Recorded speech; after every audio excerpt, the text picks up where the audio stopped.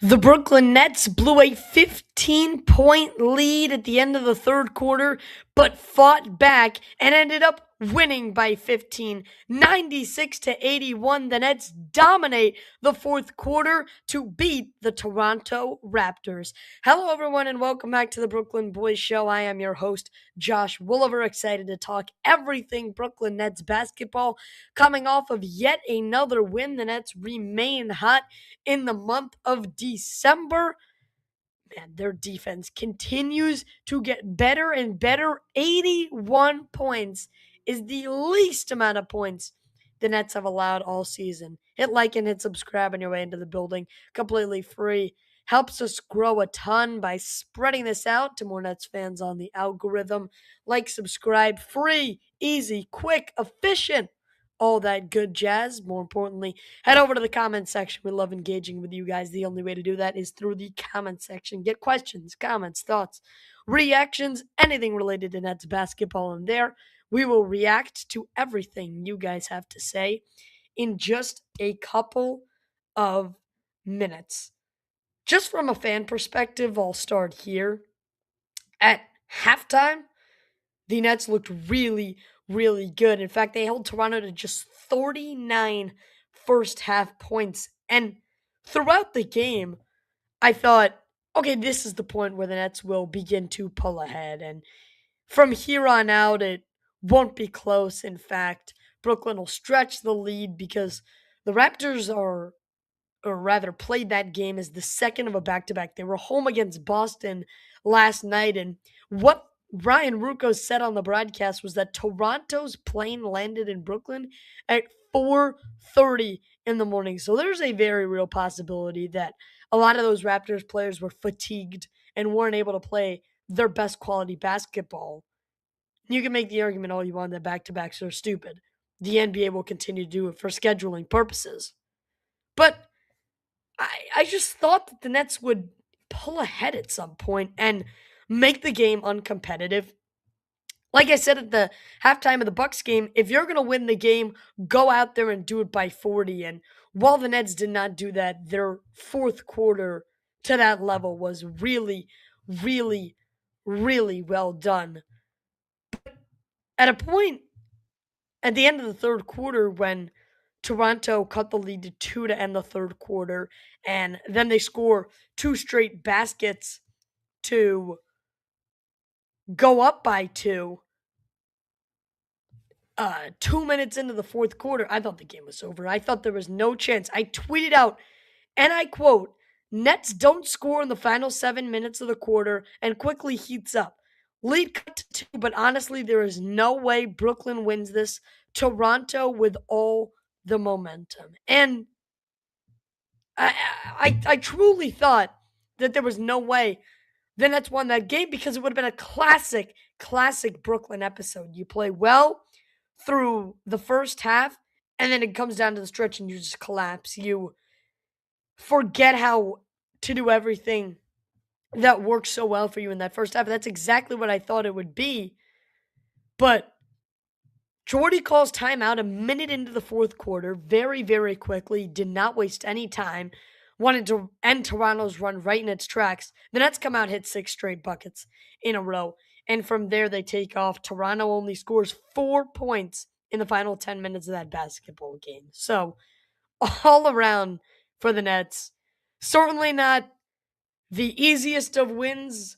If you're a Nets fan, I completely understand if your team tank and you did not want Brooklyn to pull that out. But regardless, I think you have to be impressed with the intensity that this team showed and the resiliency as well, the ability to bounce back when you give up as big of a run as they did in the middle of that third period, to come back in the fourth and just flat out dominate, give Toronto no signs of life as they did the final 10 minutes of the game, I think is extremely, extremely impressive. And it all starts on the defensive end of the floor because 81 points after the Nets let up 82 against Milwaukee in that record setting win a couple of weeks ago, to go out and shut Toronto down to 81 points and 39 first half points is beyond impressive. The Nets have the best defensive rating in the NBA in the month of December, per beat reporter for the ClutchPoints.com, Eric Slater, friend of the show. He tweeted that out, and I find that to be crazy because this is the same team that started 0-7. This is the same team that started 1-11, could not get a stop, had no clue how to defend teams that can score at multiple levels, and that's what Toronto can do. They have a guy like Brandon Ingram who scores from anywhere at any point on the court. They have a guy like Scotty Barnes and Emmanuel Quickly, but they also have a Sandro Mamushkelashvili who can get you buckets in the paint. And I think the Nets really, really outplayed themselves on the defensive end of the floor. It was an all-around effort. There wasn't a single guy who took the night off, and that's what you need to do in the 2025 NBA to hold a team to 81 points. You need to be playing top-tier defense from the first tip-off to the final buzzer, and I think that's exactly what Brooklyn did. Big shout out to the rookies, including Nolan Traore. I will get the stats up for us here just so we can visualize all of this. But Nolan Traore, you look on the bottom, you're going to see 8 points in 22 minutes, and the efficiency is not going to look great. 3 of 9 from the field, 1 of 4 from deep. But I'll tell you what, he played a much, much bigger role than what the stat sheet is going to go in and tell you. He played valuable minutes on both ends of the floor. I love the way he was able to use his strength to his ability in that fourth quarter. You saw him get downhill, just blow right past his man, and a little scoop layup off the glass. Beautiful. Hit a big time three, and then also on the defensive end of the floor, came up with a massive block getting back in transition defense, and that's something the Nets have certainly struggled with. Transition defense, and Nolan Traore made a massive play, slowing down a fast break. So, yeah, 8 points in 22 minutes on 33% from the field. You're not going to, expand your eyeballs and say, wow, that is a record setting performance. But Nolan Traore truly did give this team valuable minutes. And I think it's really important, just to add on to that, that this coaching staff is willing to give Nolan Traore 22 minutes. And a big chunk of that was a majority of the fourth quarter, trusting him to play big minutes down the stretch, because we've talked about this before.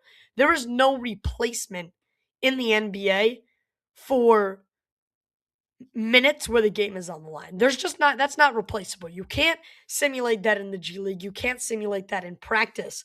So the amount of trust it takes to even get Nolan Traore on the floor in those big moments, I think says an immense amount about how much he has worked and how much development he has shown just in this 3-month chunk from the beginning of the season to now. And I think the shot only develops. His shot creation is there. He got a couple open looks that you hope he knocks down in the future. But remember, he's only 19 years old in a couple of months. So this is one of the youngest rookies in the class, the youngest rookies in Nets history. Give the man some time. The development will come. You'll love the shot creation. You love the way he was able to play to his strengths. And I think that is just extremely impressive, even though the stat line isn't exactly going to say, wow, you jump off the books and say, wow. I mean, that is a very impressive performance. I still think Nolan Traore had a big time role in this team today. Smash the like button, hit subscribe if you're tuned in with us live or viewing after the fact. It means just as much. Like and subscribe continues to push us out to the rest of the algorithm. So close to 550 subs. 3 away, baby. You can be the difference maker. Simple, quick, easy. Like and subscribe, notifications on if you never want to miss an upload or when we go live. So you can do that. Help support the show tremendously.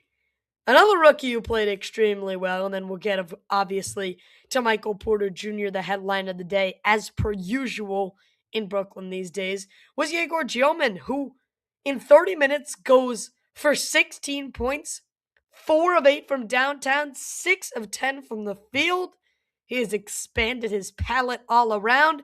5 rebounds, 3 assists, 2 steals. I thought he played extremely well. Gave you very valuable minutes, but we mentioned it with Traore. Now that there's sort of this trust in both of these guys to play that guard position down the stretch, and I think it says even more that Terrence Mann was not out on the floor to end that game. But Yegor, a very impressive stat line as well. 16 points is not something to be shy of, and let me set the record straight here.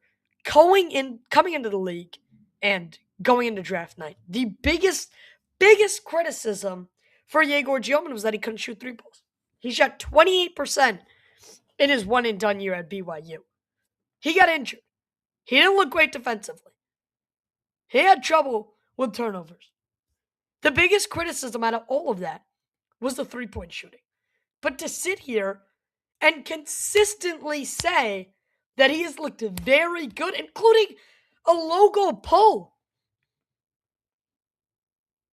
he has really, really impressed me and I think the entire Nets fan base, and that's something we cannot take for granted. Because we really, really didn't know what Yegor would look like coming into the season. He's looked good. He has looked really, really good. Like, he has looked like a high-level basketball player. And again, as a rookie, Traore, all these guys, Wolf doesn't have his best game. In fact, he has probably one of his worst since his expanded role. But you see Yegor step up. You see Traore step up. You don't need all 5 rookies to produce at once. But you love to see the development so far.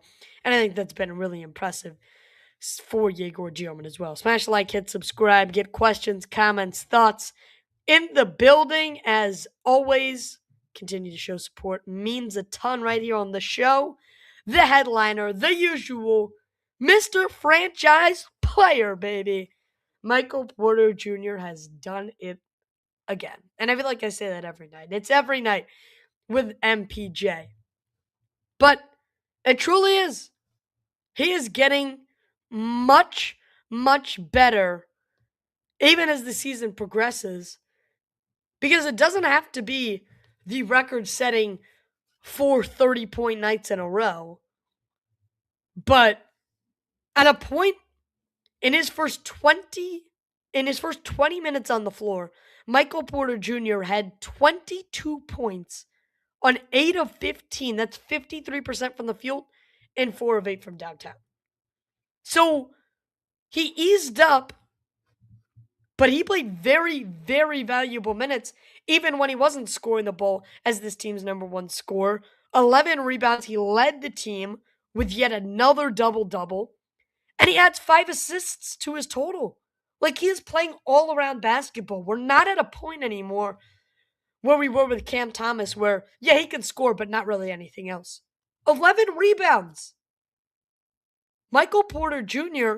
is beginning to get to a point where, yes, he is the best scorer on this team, but the amount of value he adds everywhere else, it doesn't matter if he has a bad night from shooting, which, by the way, he didn't. 50% from the field, 50% from 3. A monster day on both ends, and you can't complain about 24 points at all. But even when he's not scoring at an A+ clip, you are still seeing him contribute for this basketball team, which is absolutely huge. Absolutely huge. That's what you want to see out of a guy who will continue to grow for this team. Remember, he's never had this role in the NBA before. In Denver, his job was to be a third option. But look at what Brooklyn has been able to open up this season for Michael Porter Jr. It has been extremely impressive for him. I think it reflects a lot about what the coaching staff has been able to do, and that only excites me with the development of 5 rookies and probably another A-tier pick coming up in this 2026 class. If you see the development of Michael Porter Jr. with this coaching staff, you should only get more excited about even more raw talent flowing through the doors at the Nets training facility. And things can only get better from there. Like and subscribe if you're tuned in with us live. We got a bunch of you guys in the building, so like and subscribe continues to help us support the show as we break down everything you need to know from the Nets win 96-81 over the Toronto Raptors today. Quick look at the remainder of the upcoming schedule. They win tonight. We'll have a show tomorrow night. Connor Long joins us. We will continue to break down this Toronto game. Look ahead to Philadelphia on Tuesday. Nets, of course, are out of the national spotlight fully this year. So no Christmas Day, no Boxing Day. They'll play Saturday in Minnesota and then wrap up 2025 at home against Golden State. But you turn right back around for the new year and you have a very tough schedule with Houston, a little bit of an off in Washington, but then Denver and Orlando. So a ton of tough games. 2 nights ago, I predicted that the Nets win another game in 2025. Yet, here we are. They win the first game after I made that prediction. So, tells you just about all you need to know from me in terms of defense. Scotty Barnes really didn't have that big of an impact. I was looking for him to be a key player. Again, that probably somehow relates back to Toronto coming off of a brutal back-to-back in which they landed in Brooklyn at 4:30 a.m. to turn around and play this game. Emmanuel quickly really heated up for the Raptors to end that third quarter. He propelled them to that run, but overall for Brooklyn, man, it was a full team effort on that end of the ball, 100%. That's what you want to see. It's clear that everybody is bought into Jordy in this locker room right now. There's maybe one exception, that's Cam Thomas, who we heard the update from has been medically cleared to do 5-on-5 drills, and he'll try and work his way back. But right now he has no trade value, right? He hasn't done anything for this Nets team today, not all season. And to be honest, when you see him on the bench, he doesn't look like he wants to be there. I was at the game couple of nights ago, Thursday night it was, against Miami. Cam Thomas didn't want to be there. He has his hood up every game. I don't think he claps when the Nets do something well. He looks completely out of tune during timeouts. He just doesn't want to be there. And he's made that extraordinarily evident. But the Nets have all the power here. They don't have to trade him anywhere. He can ride away on their bench while the rookies develop. And he's off the team next year, and Brooklyn gets the last laugh, in that saga that took up most of the talking time during the offseason. Brooklyn really has the chance to just end Cam Thomas's thought of getting traded. That would certainly be a very, very interesting development to the end. Couple more notes here before I want to get into all your questions, comments, thoughts, because I see those flowing in from a multitude of different people. By the way, Aiden is Giants wins today's early bird trophy. He says phenomenal defense by them Nets. Amen, Aiden. You win, my friend. You win. But the least amount of points of the season, and I think when you look at it by quarter, I want to break this down a little bit more. 39 in the first half is impressive, but when do teams usually turn up against the Nets? We saw it against Miami. The Heat And the Nets were going punch for punch through 3 quarters. And then Jaime Jaquez and Norman Powell turn it up in that fourth quarter and pull away with close to a 15-point win. You saw it a couple weeks ago against the Jazz. Both teams going punch for punch. And then the Jazz pull away in the fourth quarter. But the Nets defense in that fourth quarter, holding Toronto to 4 points in the final 10 minutes. There was a point where they didn't score for almost 8 minutes in a row. They didn't score. Is ridiculous. Ridiculous. This is the same Nets team. There's been zero change to this roster. This is the same Nets team that was consistently getting blown out by 30 plus about a month ago. It's unbelievable the progress that has been made in 3 months. So to the people who are talking about, oh, Jordy needs to be gone. What is this team doing? The tank is out the window. I don't know what's happening. This is for the pro tankers. First of all, you're looking at probably the best NBA draft class in a decade. It's top heavy, but it has more depth than even last year. Okay? That's number one. And to the people calling for Jordy's job, watch tonight's game and tell me you want Jordy fired. Have you seen the progress with this basketball team? Clearly not if you want this man's job gone. There are Nets fans that are fed up with Jordy Fernandez because they want to go 0-82 and they think that guarantees them Darren Peterson or AJ DeBansta. Newsflash, it doesn't. And number two, figure out that the coach has done a phenomenal job with this squad. He was handed, you can make an argument, he was handed the worst team on paper in the NBA. He has turned MPJ into a legitimate menace. He has had Yegor way ahead of schedule in development. He somehow, I don't know how he does it, but he knows the perfect time to insert Danny Wolf into this lineup. Because he knew in October and November, he certainly wasn't ready. He gets him in right at the right time. He has played in a much expanded role. You can take tonight out of the equation. It was an outlier. 0-4 from the field, 0 points in 19 minutes. It was an outlier. Okay? He's done perfect job with Danny Wolf. His head is in the exact right spot on Saraf, who had problems at the NBA level, who was turning the ball over too much and not hitting enough shots. So he sent him down to the G League to work on his craft. He's made the right decision there and hasn't forced him into minutes that he didn't deserve. He's played the veterans well.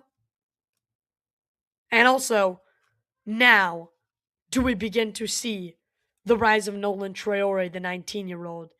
That is where I will get really, really impressed. A guy who has all the raw talent in the world, but no development yet. Look, if he gets Nolan Traore right, this team is going really, really far. And I have had people call me crazy for thinking that in a calendar year from Sunday, December 21st, the Nets could be competing for a top seed in the East. I don't think they're that far off. I really don't. This team continues to trend in the right direction. I don't care what the odds look like. They will get a perfectly good player in this draft. Smash the like button, hit subscribe, get questions, comments, thoughts, and I see a ton of you in the chat, a ton of you in the building. Great to have this much reaction and traction. So that is all the best. Let's get into what you guys have to say.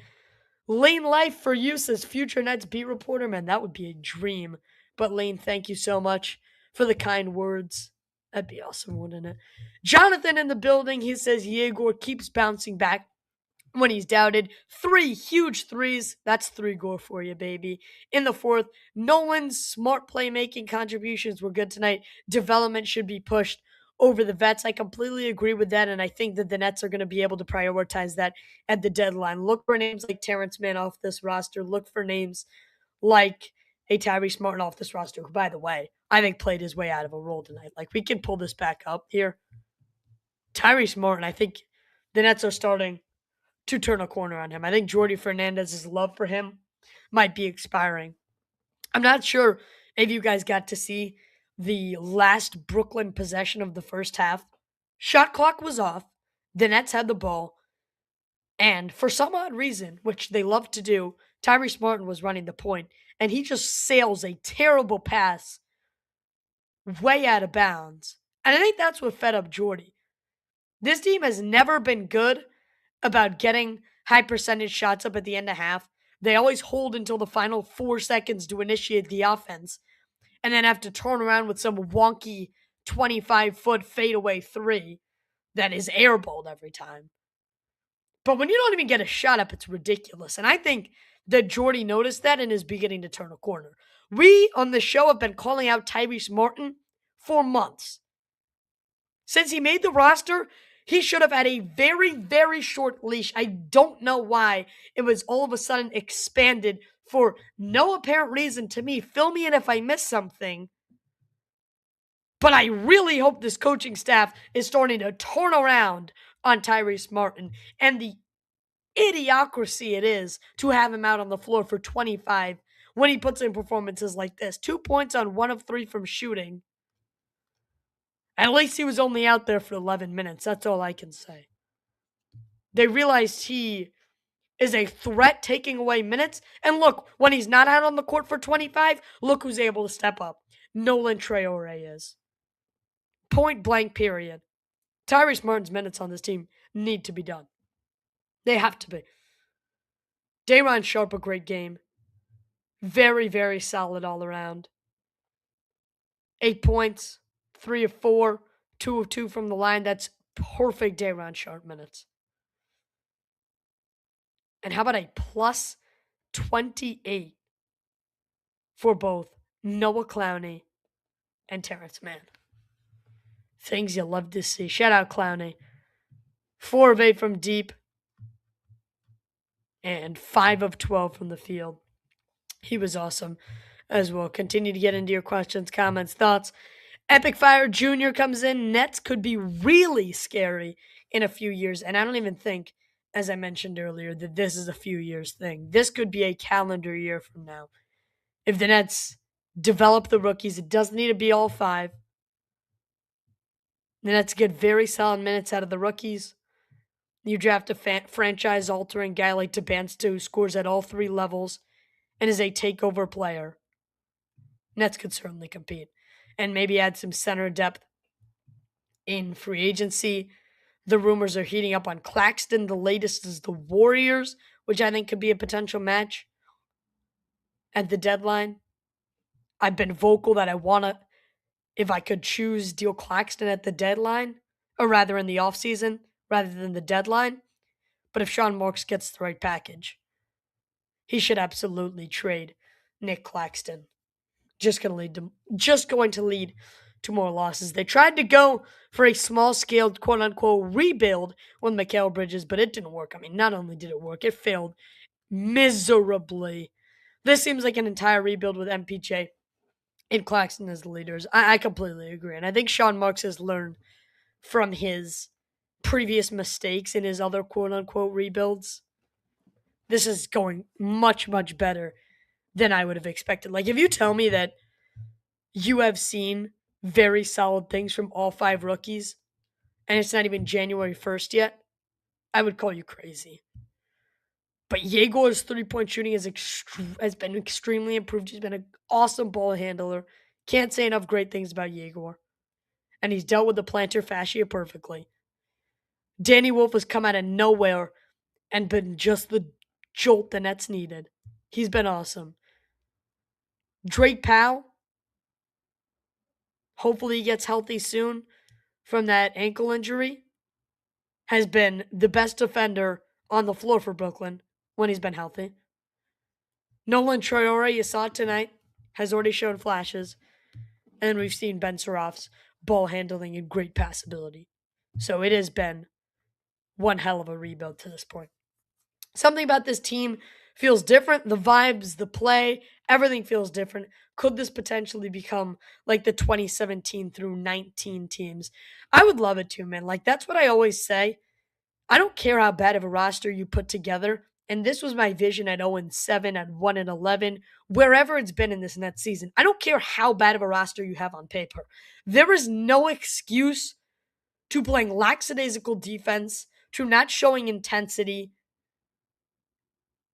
This team needed bench energy, and I think they have it now. And they have a mojo, and I think that's all credit to Jordi Fernandez being a great coach in this locker room.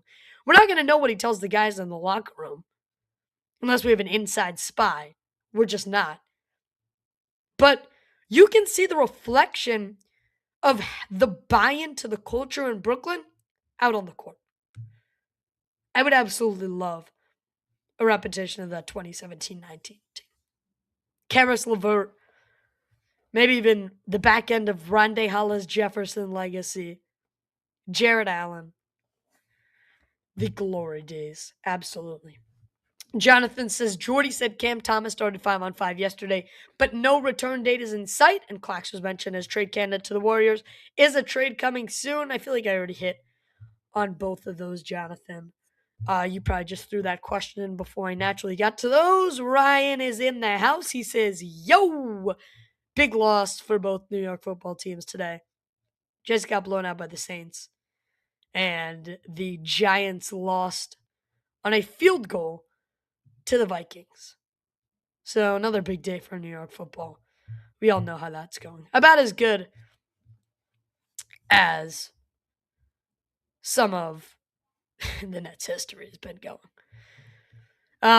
Big task at hand asks, when the Nets move to North Dakota, will you change your name to the North Dakota Boys? Well, first of all, there's a lot to uncover there. I don't think I know the most populated city in North Dakota, but I don't think it's going to be quite as big as Brooklyn. So I have a sneaking suspicion that probably wouldn't happen, but look, I will make you a deal here, big task at hand. If the Brooklyn Nets move to North Dakota, you get to name the channel, all right? So let's put it that way. That's how confident I am. I know, groundbreaking news. I don't think this team moves to North Dakota. Evening, everyone. The After Hour Network is in the building. How you doing, my friend? Jason Spitzberg, supporter of the show across all social media platforms. Couldn't thank you enough, Jason, for all you do for the show. Great game tonight, holding Toronto to 81 points. Amen. And then he says, Yegor hitting those deep threes reminded me of prime Joe Harris in 2019. Can we get Yegor in the three-point contest? I'm serious. Get that man in the three-point shooting contest. I know it's probably not going to happen. Get Michael Porter Jr. in there. I think the Nets need some representation at today's All-Star games because outside of here, man, the Nets are really flying under the radar around NBA teams, but I think that's kind of good. Like, teams going to Brooklyn expecting to win, they look at the record and they're like, okay, let's see, who do we have after that? But the Nets have been a sneaky good opponent, as Connor Long put it on last night's show, I think perfectly, punching above their weight class at a very, very high level. Something you love. Well, 96-81 was the final score. Unless we have any final questions, I will begin to wrap up on the show. An all-around great game for the Nets. The rookies improve. Michael Porter Jr. continues to solidify his case as a franchise long-term piece to build the rebuild around. The intensity, the defense, everything went right. And the Brooklyn Nets got a 15-point win, as well as holding the Raptors to the least amount of points they have any opponent all season. All right, that will do it for me. Back again tomorrow afternoon. Connor will join us. So long from Brooklyn, though, folks. I'm Josh Williver for the Brooklyn Boys Show, saying have a great night, everybody. Nets win! Let's go, Nets! See you on the next one. And hit like and subscribe to further the development of the channel, baby. Let's go, Nets. Good night, everybody. Peace out.